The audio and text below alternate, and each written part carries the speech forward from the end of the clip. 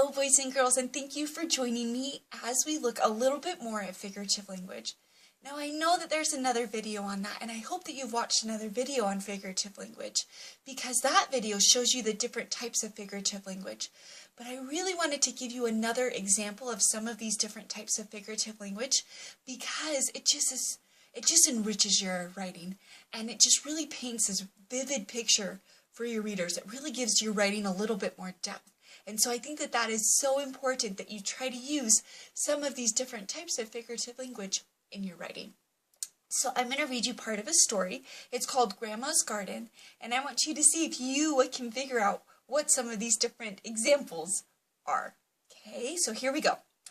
The townspeople say Grandma's flowers were the most exquisite flowers in the entire world.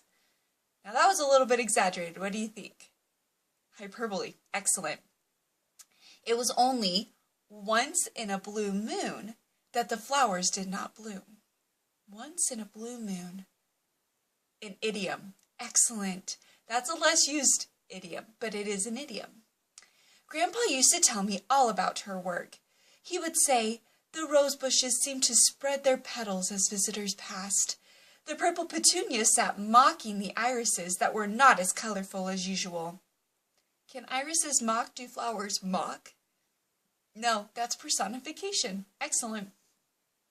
Towering above the other plants, the sunflowers were a fence, protecting the geraniums. Are flowers a fence? Now, that's not personification because people aren't fences either. That's a metaphor. Excellent. Stooping to the ground, Grandma would smell the sweet scarlet flowers. Alliteration, sweet scarlet. Excellent.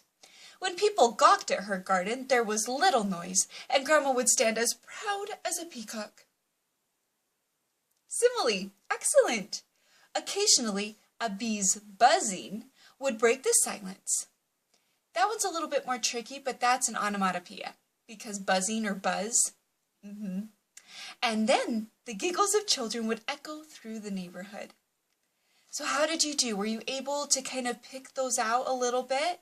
Now, I did go a little bit quickly through this paragraph, so what I'd like you to do this week is really take a look and familiarize yourself with some of these figurative language, with some of these types of figurative language, and see if maybe you can use one or two or maybe even more in your writing this week. Good luck!